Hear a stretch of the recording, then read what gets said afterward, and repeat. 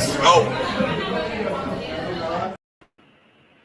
That is right. The dirtiest South is indeed. What's up, Yang? What's going on, brother? Coming to you live from Winston-Salem, North Carolina. Hopefully not too much longer, but still here for the next few months. Uh, be moving probably closer to work. But that's another day, another time, another story. Welcome to everyone this evening. Welcome, Paul, on this glorious day of football today. We get to see the Chiefs lose, so um, it's always a good day. My Cowboys will play tomorrow. UVA won tomorrow. They control their destiny for the ACC championship game, which I'm thinking about seriously going to, especially if Virginia goes. Well, only if Virginia goes. It's in Charlotte. So kind of looking forward to that as long as the city is not burning. Um, Thank you, Hodges. So first things first, let me just get this one thing off my chest. I've been talking about this for a few weeks now. Um, what's up, Carlisle? No, Atlanta's deep in the dirty South. That's where the dirty birds are. Uh, but which gave one away today, but I know you don't. What's up? Hey, nice to see you again, W Boggs. I haven't seen you in a while, but he is doing his comic book thing. Y'all want to see some good comic book stuff? Boggs is a good channel to check out. What's up, Joe? So anyway, what I wanted to talk about was what I've been talking about for on and off here about grading. It's really starting to get to me. I'm trying to not curse as much, try to be a good boy. Uh, my parents do watch, so I kind of want to be a good boy. And other people's parents and kids, whatever, try to be a good example. But who cares what's on the flip? Who cares if you want the card, right? My, it's getting crazy. I got a card showing me to me today that's going around between 5 something to 700 range. 600 is probably a good price. 630. The person got offered $230 for the card in an SGC 10. PSA 10, the last sale, or somebody has the same card for sale on eBay for 1200. That's probably asking a little bit too much. Spencer Jones, rookie Sparkle Bowman. And I really think it's because SGC. I've been seeing videos, people dogging SGC or just making fun of it. Like it's like somebody's just throwing labels on it. Let's be real. The top four, the big four, however you want to call it, and PSA and SGC are the same company now. They just put two different labels at two different prices. Same people working for both companies. I don't care what the parent company is. The same people that run the parent company run PSA, so it's PSA. Let's be fucking real. Excuse me, freaking real. But still, they're a viable company. CGC, who is really making moves in this company, especially in the non-sport, but they're making moves. And Bowman, definitely, it's not Bowman. I mean Beckett is really making a comeback. I mean, we were ready to call the time, but they have been put on life support and really like I said, when I was at the National, their booth was busy the whole time. So, but we know all four of them know what they're doing. Yes, do they make mistakes? Yes, because it's human beings. Does things get by? Or there's, you know, unlawful players in each company, probably so. But we all know this. We wasn't just started in this hobby yesterday. We hear all this stuff like it's going to come up again, the trimming and all this other stuff. Some company let something go by, or some company graded a facsimile auto. Something's going to happen again. And it's not going to be, we're going to treat it like it's the first time. And it's not the first time. It's just recycled. It's things that happen. They keep happening. They're going to keep happening because they're human. They're doing millions of cards a month, no matter what the company is. The company's only built for doing whatever it is. So it doesn't matter if they're doing 1,000 cards or 100,000 cards. They only got the people to work that number. So it doesn't really matter what the number is, right? So if you work in any type of industry, they're going to build their plant to what they're manufacturing, how much they're making. They're not going to over, you know, put more people in there than they need. They're going to have the right amount of people. It's business 101. So plus it's 5S, so it's something that they teach people. So it's I've begun to collect Braves cards where one is a desirable grade, right? The grade to me, it is what it is. I, we all kind of get our grades back. We go, oh, we hope we had this. We want to look at something that, did we miss something or whatever? But we still love those cards, no matter what. But the whole thing about people, and I've had the same thing. I put cards on. I just took losses for CGC cards. I don't know if I'm going to do that anymore. I think I want to put them on eBay, and if they sit on there and rot, they're going to sit on there and rot. Unless hard times really hits me. But those cards were graded probably harsher, even harder. If they're the green label, they were graded harder than any other grading company at that time. CGC was unfairly hard at the beginning, whatever they were called at that time. So, what's up, Tommy? Timmy Two Hours. I think we need to call out all the bad actors, regardless of the crime, the trimming, show bidding, scamming, fake. You can call out whatever you want, and I'll get to some of that in a minute.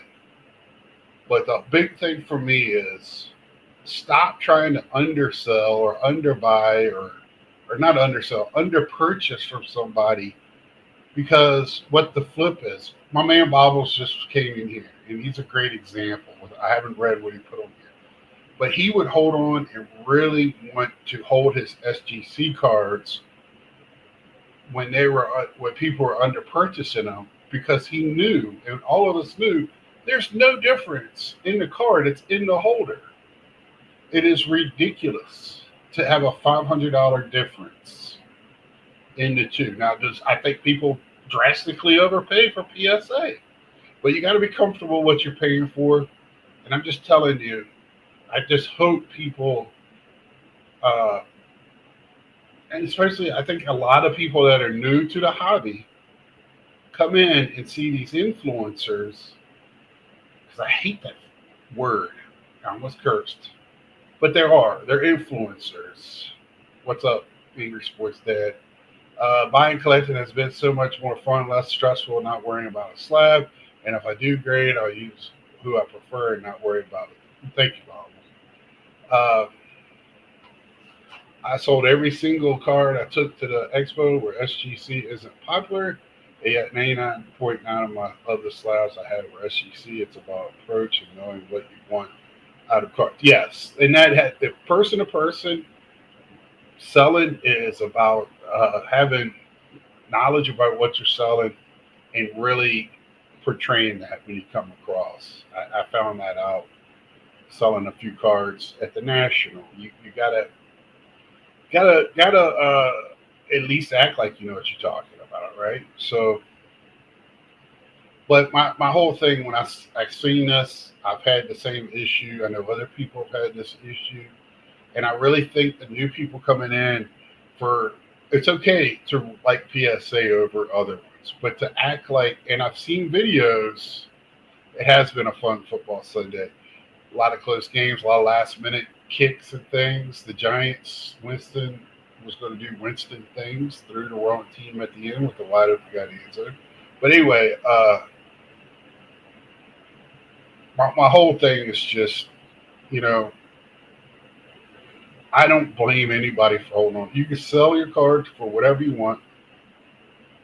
And as a purchaser, you have every right to ask for any type of price if it's that low.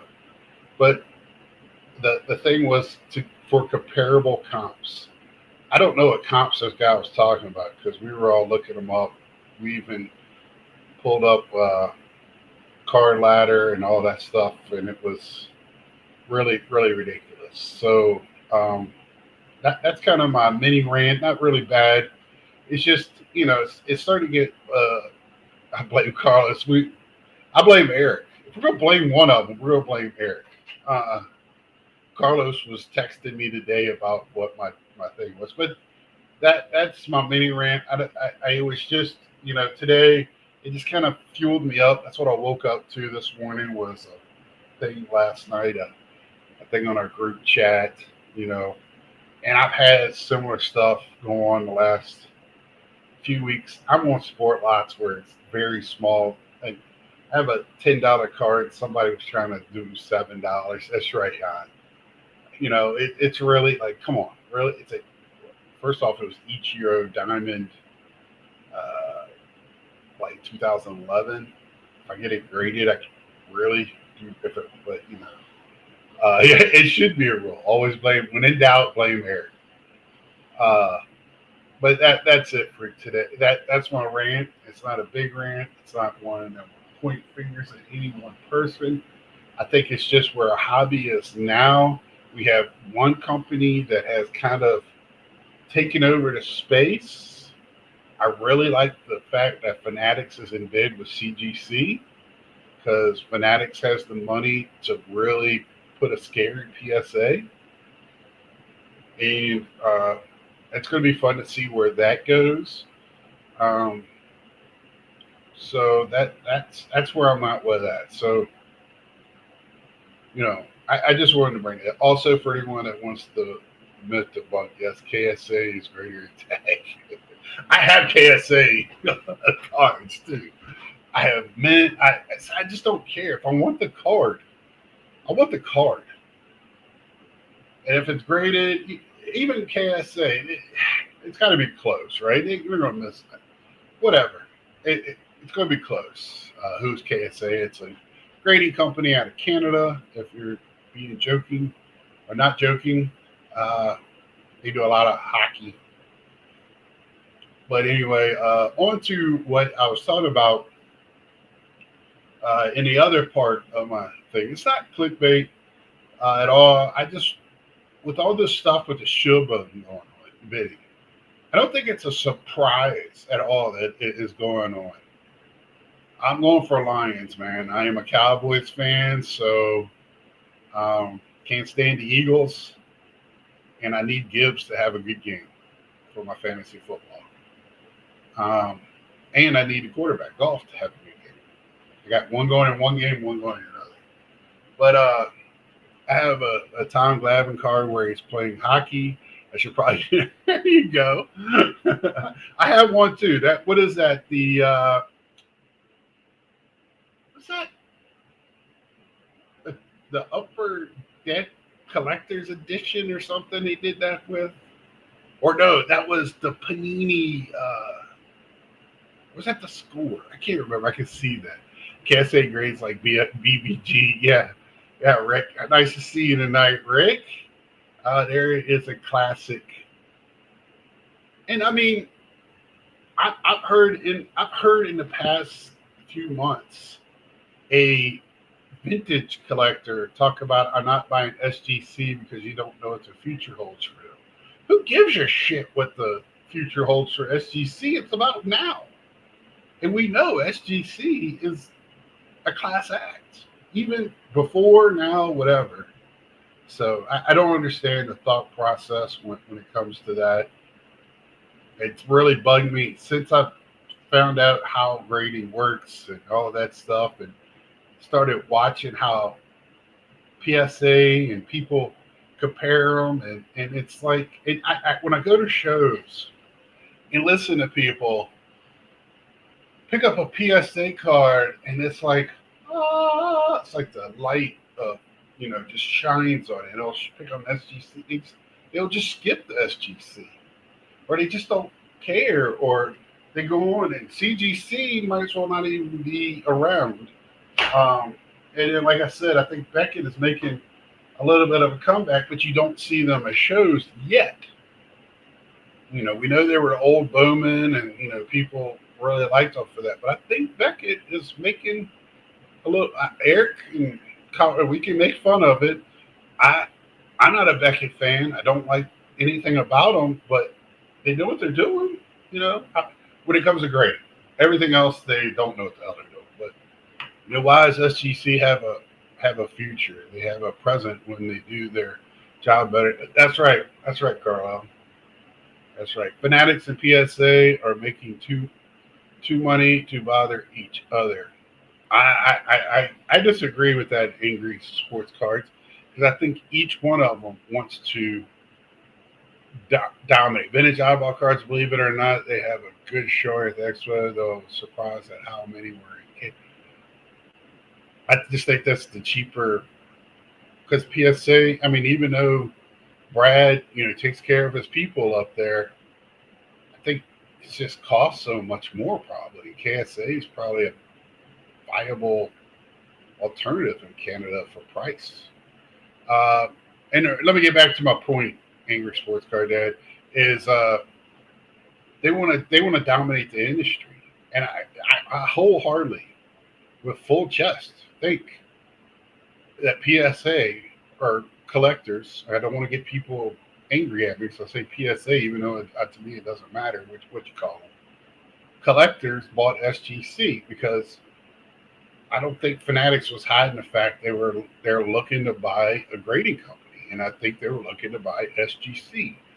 It's already been out. The owner was, if the price was right, he was going to sell. So it wasn't a surprise. And now they're in bed with CGC. If you go to their weekly uh, thing, their auction, all their stuff, if it's not graded, it's CGC authenticated. So everything there on their for the auction, if it's not already graded by a grading company, they have it CGC authenticated before it goes to auction. Also, I don't know if anyone saw Sue's or CGC post, but I was a proud person this week. The Jackie Robinson was on display at the Jackie Robinson Museum. I thought that's pretty cool. Um, yeah, so all of that, being said, I don't know what my rant really gets to. Like, I think it's really dumb.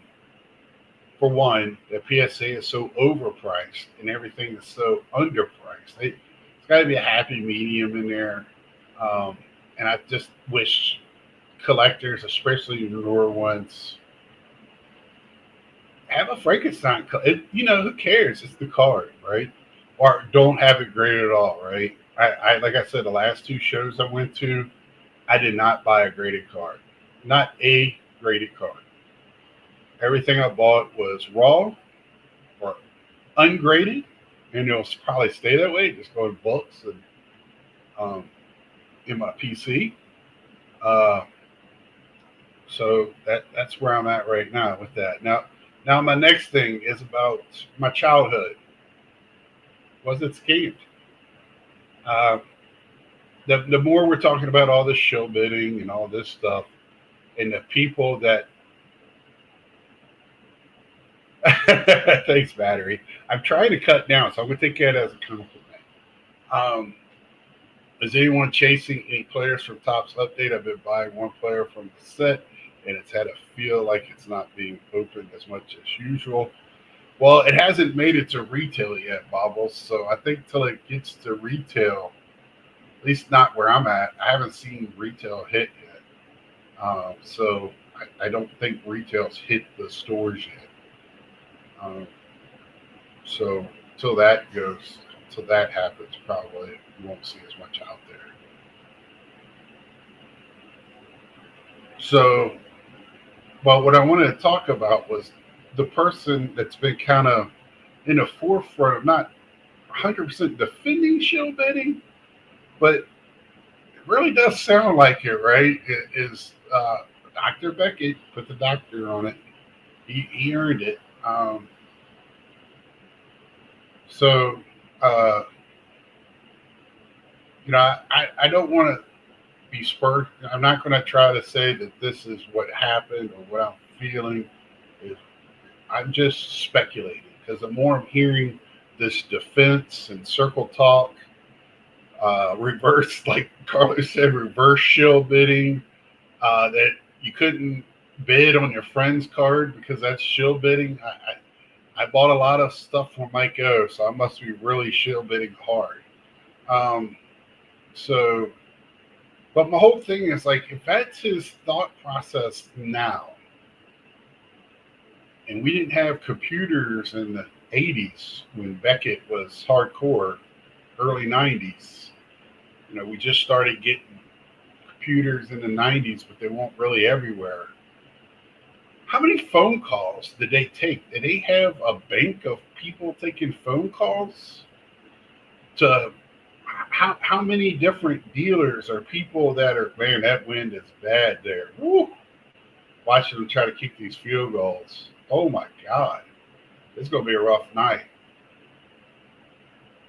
I feel like, the more and more I started thinking about it, especially after watching Carlos's last thing on the podcast that Dr. Beckett did, I really feel like we're numbers just thrown in a book to sell a magazine to all us all. You know how I feel about the mantle, the 52 mantle, that was really pushed by that magazine, right? I'm not going to say he was in cahoots with Mr. Mint or whatever his name was. But at 52, Mickey Mantle wasn't even the best center fielder in New York, much less the best baseball player out there. Even in later, he was always great. And I'm not taking anything from Mickey Mantle. He's one of the greats of all times. But I'm always questioning why that card. Why? And then the more and more I'm digging into it, it was one guy going around buying them all and boosting the price. And then it was a lot of stories of this Mantle card in a magazine. And I brought this up before. So the more and more I'm looking at it, were arrows and all this stuff that how many of us were looking forward to that next Beckett or the first Beckett of the baseball season when that, when the boxes, you finally started buying the new cards for that next season. And, I want to get to Beckett to find out what cards that I wanted and what cards when I go to my sleazy card shop in my town that I wanted to get because, man, they were going up. And I was lucky enough to have my dad's cards and I wanted to see how they were doing, right? But how much of that was just true and how much of that was just made up or somebody helping a friend drive up the market in a certain area? Because market manipulation was the only price guide, right? We didn't have all these different price guides and eBay and people watching auctions. And I don't really go by those too much because there's too many personal sales. Because it's tough to get those. So I don't think 100% that it was a sham. And I want to think what's best of Dr. Beckett because he loves this hobby so much. But man, when you start thinking of it and listening to the words that he's saying, it's like, did that happen? Like, were prices just made up to make a magazine? Because that magazine came out every month. So if you did what you've heard them say, took phone calls and questions and had all these people. Well, then you got to put the magazine together, and then you got to print the magazine where the price is 6, 7, 8 weeks behind, 3 months behind. I've never, I've always heard just a roundabout way on how things were done. I've never heard an in-depth way of how things were done, and I would like to hear that now. And just because of all this stuff, and I just do what Bobble says. He's been around a very yeah. Bobbles was around, when it helped created this whole sport in New York City. I thought I saw his name, and I thought I saw Brandon in the book. It didn't have a last name when I was reading it, but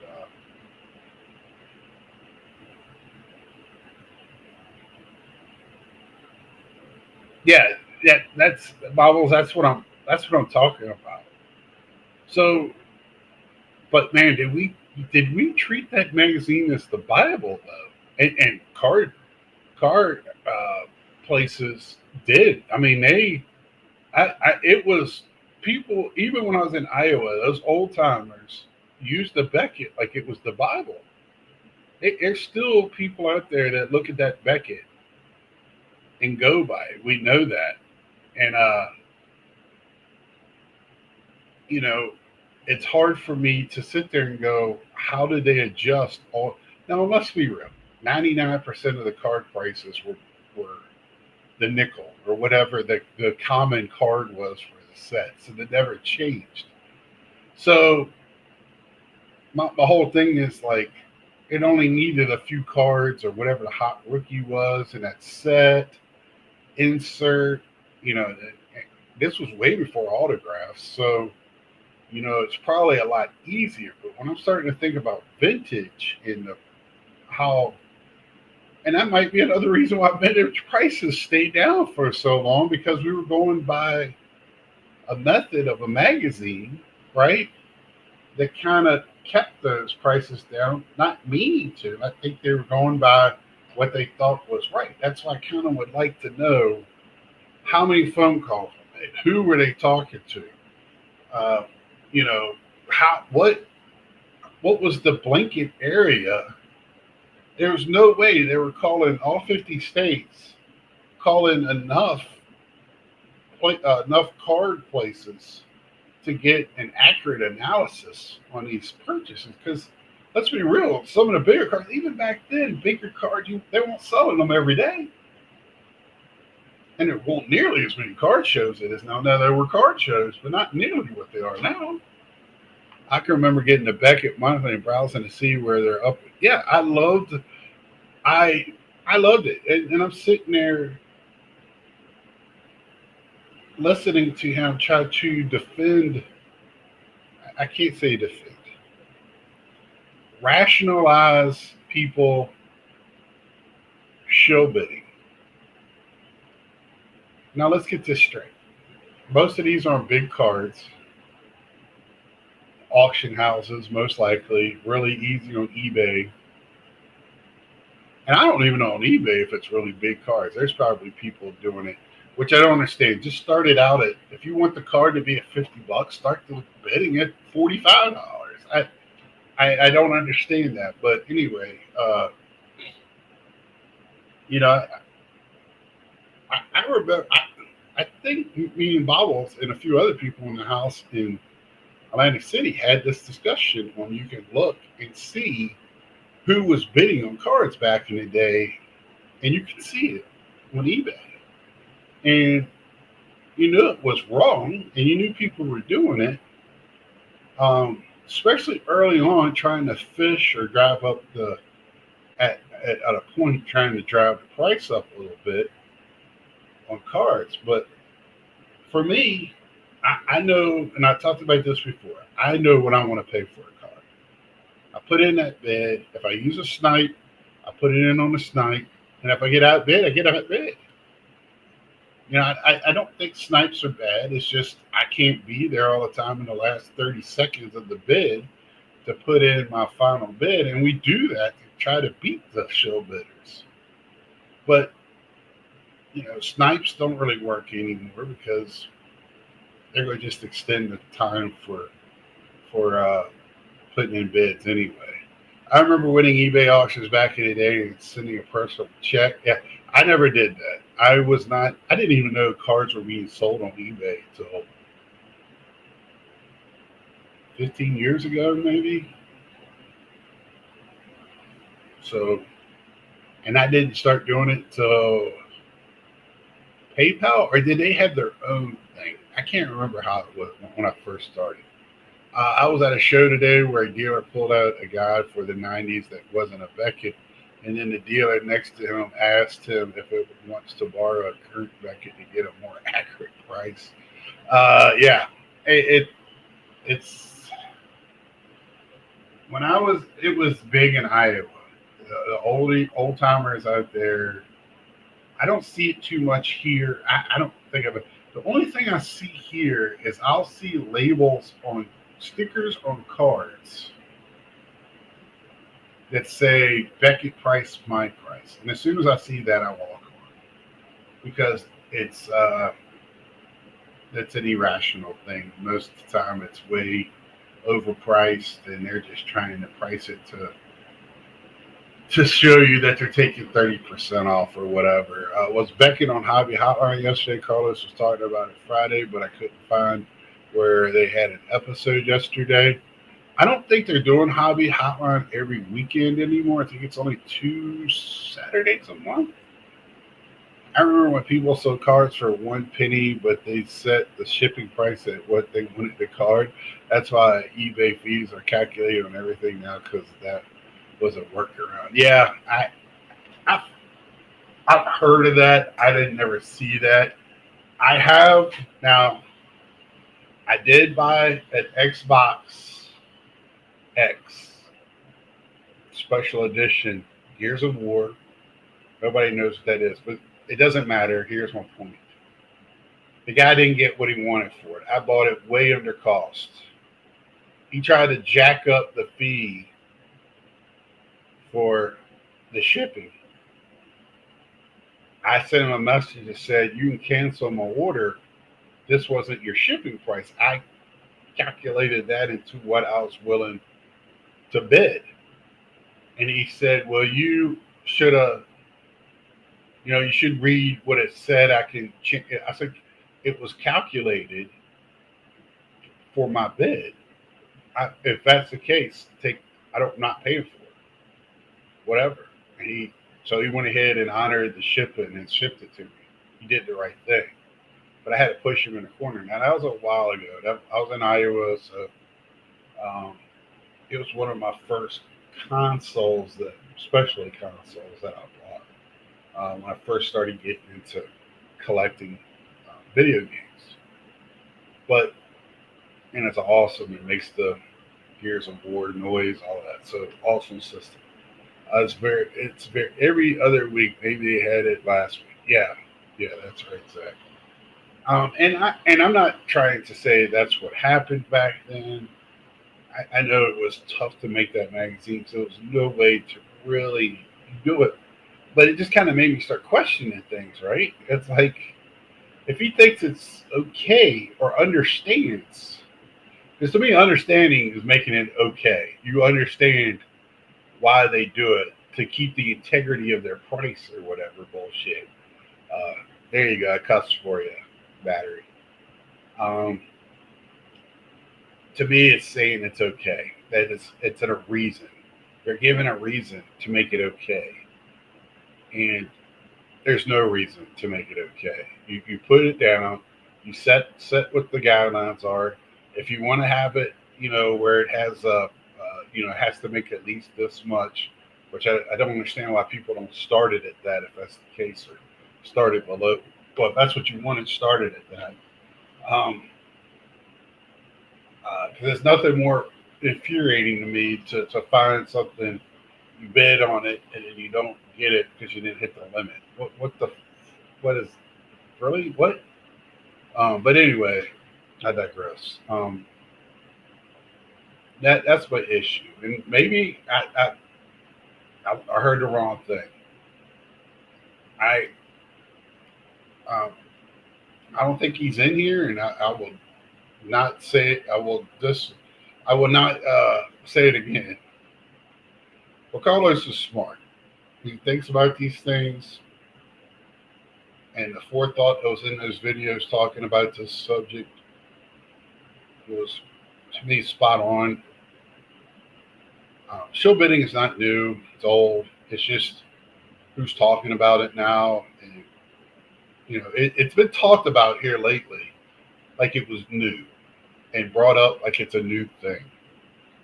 Again, it's not new. Just like trimming, just like whatever, flattening corners, making fake ones, whatever. If there's money to be made, and there's so much money now to be made in this, and people have so much money now tied up in it, and it's not as easy to make that money. They're going to be very nefarious. They do things, cut corners to make that money up. And show billing is very easy to do. You just got to have a secondary account. All of this stuff about the auction house and having your computer and all this stuff, I just laughed because I was like, they probably just, if it's a different account, they probably don't even care. They don't care because they're going to get their money. That's all they care about. Now, if it gets brought to their attention of the show bidding, I think they will care about it. But they're not going to go, I don't think they're going to dig too hard to see if somebody's show bidding or not. And we kind of know when an auction house guarantees somebody how much they're going to make on an auction, you kind of know there that somebody's doing something to make sure that's going to happen. This is a destination for all the CT scanning. Distraction. You think it is? If they're CT scanning too, I think that's ridiculous. Go back to the upper deck foil.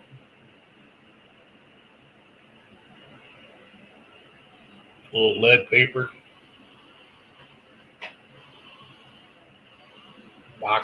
Put box liners in it with lead. That'd be funny. I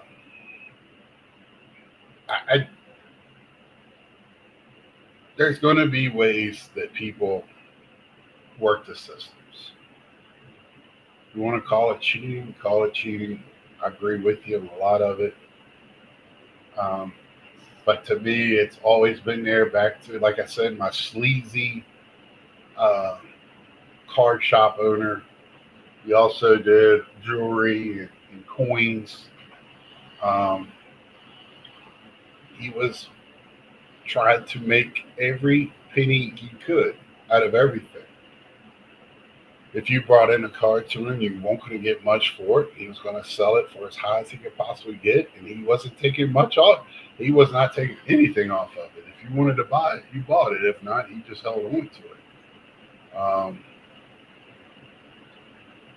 So, I mean, that's just the way it is. And card shows I went to, you try to haggle back then.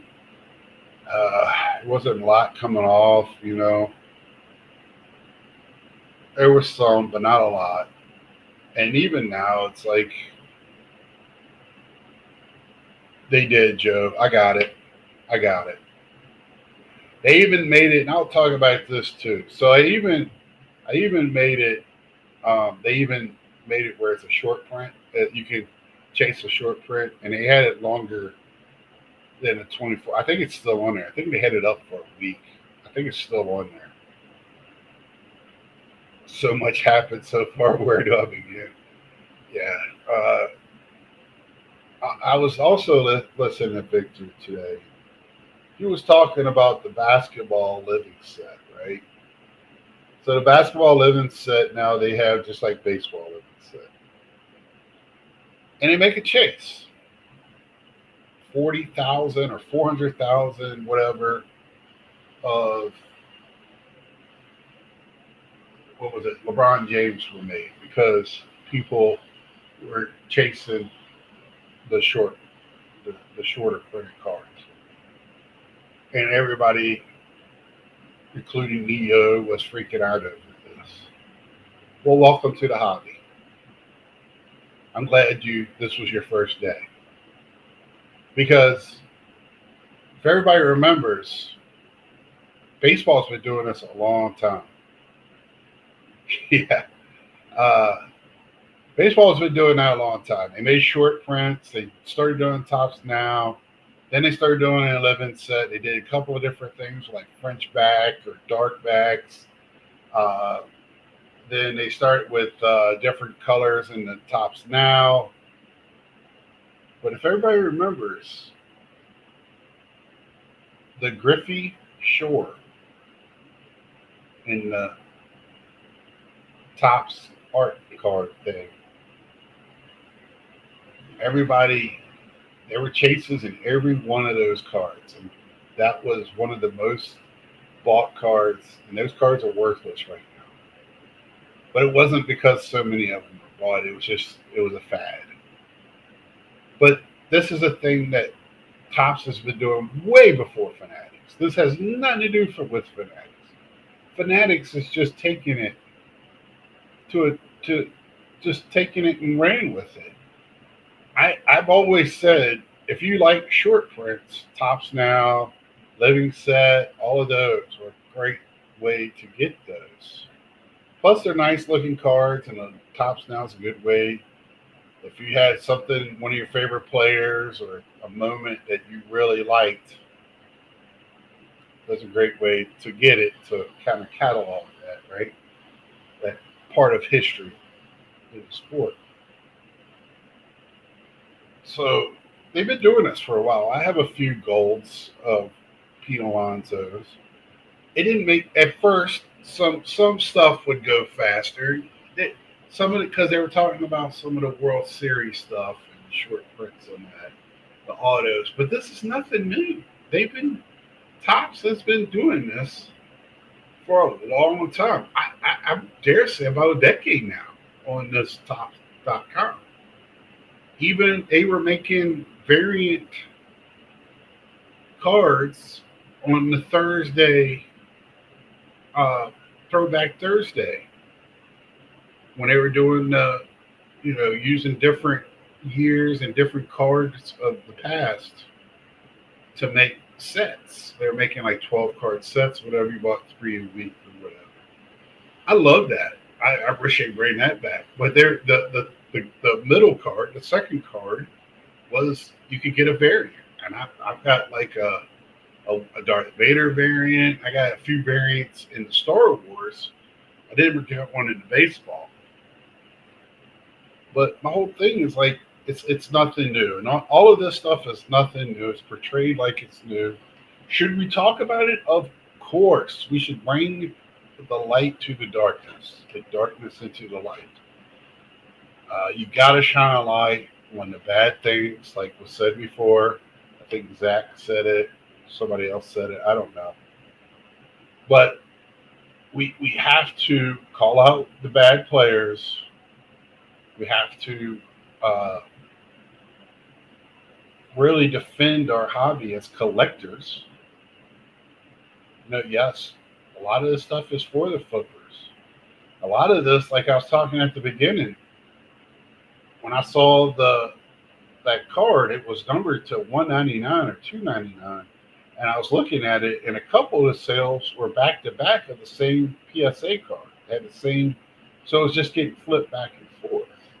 Definition of flipper. So we really have to. It's not so much sticking together, but sharing our knowledge, learning, being willing to listen, being willing to ask questions, and being humble enough to listen to other people and take their knowledge, right? I mean, again, I've been watching, so comparably speaking, I'm a small streamer, but they're smaller ones than me. And to me, some of those guys, a lot of people don't watch them because they're actually talking about how they hobby. how they put cards in and what they look for. I watched a thing on St. Louis, Ozzie Smith and Peachy today. Great, great discussion. I saw a couple of Peachy card sets I didn't even know existed because my man Kerry Carter was already out, right? Retired. So, I feel like that's our best defense as collectors and as hobbyists. It's just gaining the knowledge, protect yourself, share, share. Hey, this happened to me or whatever. Don't if somebody gets got, share it. Don't be scared to share it. You know, talk about it so everybody else can learn from it. Uh, and name names, right? Name names, and I don't know what else to really say on that. It at first the show bidding, I feel like as if the only really harm that it creates, right, is that you're going to pay more than what you should have because you could have won it at a lower price. But you also put a bid in at that price, so you're willing to pay that. If it was a buy it now, you probably would have bought it at that price because that was where you're comfortable at purchasing that. It's not a no harm, no foul because it is some harm and it's to me a morality issue as well. And as I was put my place last week and learned that's also a legal issue. So I really feel like, let me see.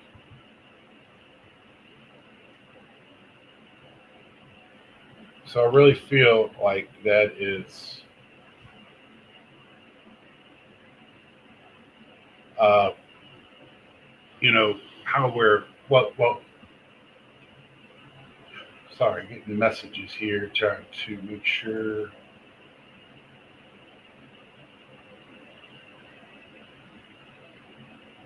Uh, so yeah, that our best defense is working together as collectors. Talk about it, be about it, you know, and name names.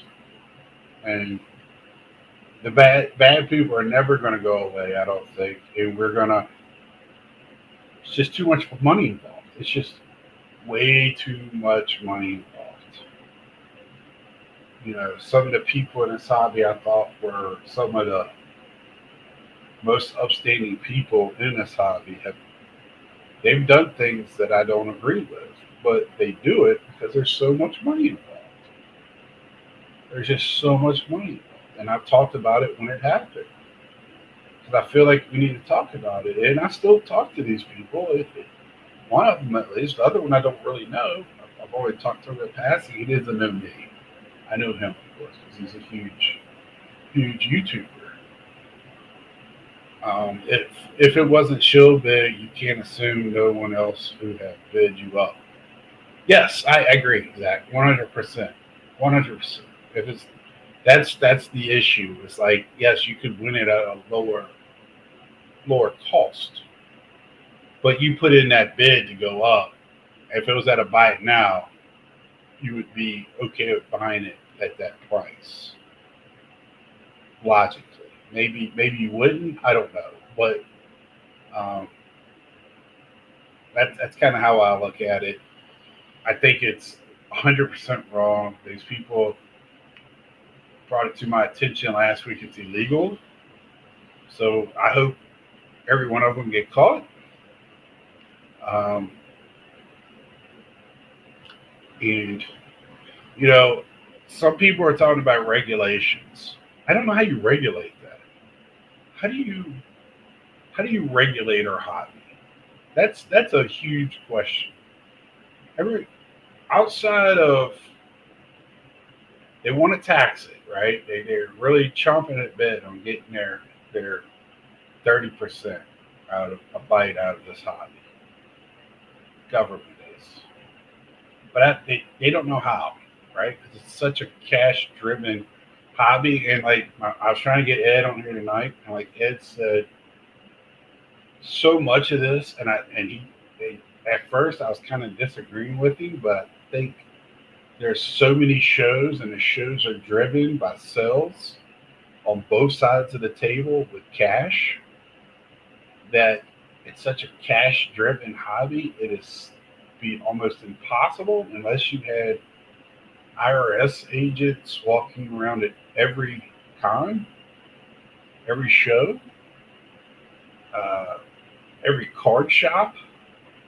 It'd be almost impossible to do, right? And even if they're walking around, to sit there and try to keep track of every cash dollar bill, ain't no way. Ain't no way. I mean, I grew up going to barbers that only took cash, and they would have a till and a bag. Two went one and two went the other. You tell me what that was about. Uh, there's a lot of restaurants now that, not a lot, but you always find that restaurant cash only. Well, they don't want to pay for a card swiper thing because it costs money.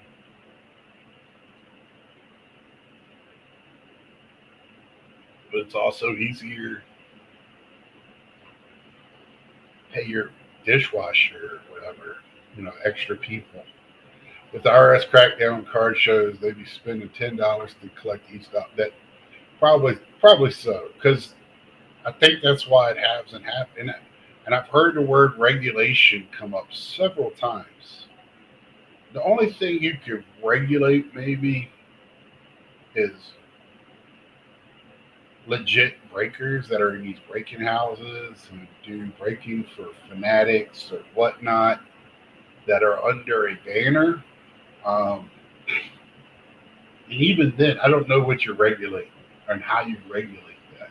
How do you regulate shill bidding when all somebody needs to do is have a burner phone and an account, a secondary account, or they tell their friend to bid for them? It's not hard. Uh, and I don't even have that type of brain. And I can sit there and go, how do you stop that? And how do you even really know? I was told, oh, you have to, if it's the same person bidding on every one, then you kind of know. And I'm like, I'm sure you've got so many people bidding on higher end stuff. I don't know. Do you track every name that bids on that person? And then every time that person has something, you track the next time. To me, it's impossible to do. And I don't say it's impossible. I'm sure there's algorithms and all this other stuff that they could put in to do all of that, right? And I don't know. I really don't know. It doesn't. I don't lose sleep over it. I don't, because like I said, I know what I'm willing to spend on a card. If I don't win it, it's not the end of my day. It's not the end of whatever. I just move on. I don't cry over that stuff. I wouldn't. I do want it because I wouldn't be bidding on it. But I just move on. There's so many cards out there. So many beautiful cards. My man said today on Hitman showing off his Lords of the Diamond today. Said it. He just loves all the cards. But cards are beautiful, man. That's why we do this. So I just move on to the next one, man. I mean, like, we got right now, we have Chrome update.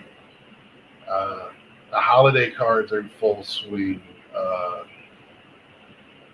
We got basketball cards. We got hockey cards. It's going nuts. What else we got, man? We got, I don't know, football. So we actually got stuff going on. We got non-sport, TCG. It's just nonstop. and you just move on to the next thing. If you're a vintage guy, there's always going to be vintage cards out there. I like it all. So that really, I'm open to everything, you know. If I like it, if it fits what my collection is, then I'm open to it. Uh, no, I did not get the LeBron. I am more looking for, like, I like the Garnett. I almost got the Garnett.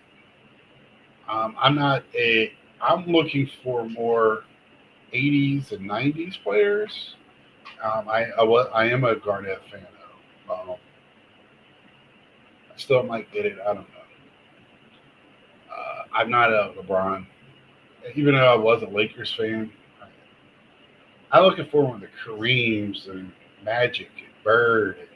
I'm hoping they do that. Like, I wish they would do two at a time, like they do baseball. Do a veteran or Hall of Famer and a rookie or a now player, because man, they got a deep roster. Um, I would love like Oscar Robinson or Bill Russell. You know, that type. Those are the ones I would be looking for. Because in basketball, I'm a vintage guy. I don't like too much now basketball or modern. That's why I can understand when vintage baseball guys go, I can't stand today's game. Uh, I can't stand today's basketball. It's night and day. So with the basketball I grew up with, my dad grew up with, um, so I that's where I'm at. I am excited about. I hope they do the same thing for football. Football be a little bit different for me. I would get the big rookies. Uh, it'd be the same problem though. Like I would like offensive linemen, and they wouldn't do it. Like some of the greats. But I'm sure they would. If they did like older football or something like that, it'd be awesome. But it does look good. The art, I love the basketball cards. They look really good. Really good. But does anybody else got anything else? I kind of feel like, you know, like again, I don't think Dr. Beckett did anything wrong. It's just like it really did make me think hard about it. And I still would like to hear more in depth on how that all worked. Because it just made me start thinking, and maybe it's out there where he went in depth and had 5,000 phone calls a week telling him all the cards that were sold at 5,000 different shops, um, or was it just 100 shops and people going to card shows? I don't know. Were they just standing at the tables watching sales? How did they get that information? It just to me would sounds, I don't know, a little made up. But that's it for me tonight. If nobody else has anything, I got to get up early, go get my car fixed so I can get to work sometime. Uh, so, other than that, trying to start the week off better. And I hope everybody, and like I said, just look out for each other, look out for yourself out there. Anything. This time of year, there's so much going on that it's easy. Victor talked about somebody scamming him on, I think, X. Um, just be careful out there. And, I'm getting phone calls every day.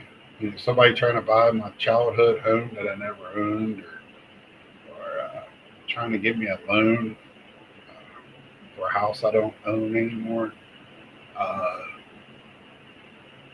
so just be careful, protect yourself.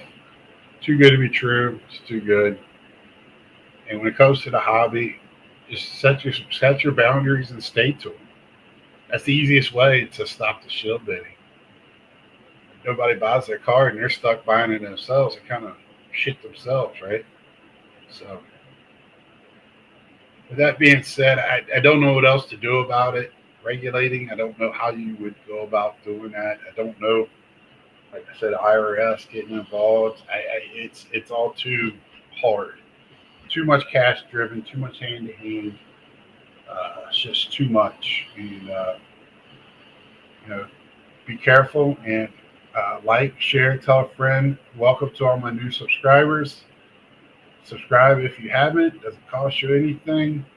Um, I'm thinking here. I have a week off coming up at the end of the year. I'm thinking about doing a long subathon one day. Invite people on, play some video games, um, do a little drive for 1,000. Uh, so I might be hitting up some of you guys to help me out with that, and might be an all-day occurrence. So until then, well, till tomorrow, me and my dad. Last week, I had to work. Told you I had to work all day Monday. I don't plan on doing that tomorrow. Hopefully, if I do, I get paid well for it. But we'll plan on being on tomorrow night at 7. So please come by. My dad loves it. And we'll talk about the end of the year. I didn't touch on Otani, Judge, MVP, Cal Riley. I'll talk more about that tomorrow. That'll be a tiny rant as well. Even though Judge 100%, I love Judge. He's the guy you want on your team. So with that being said, tune in tomorrow night. See you.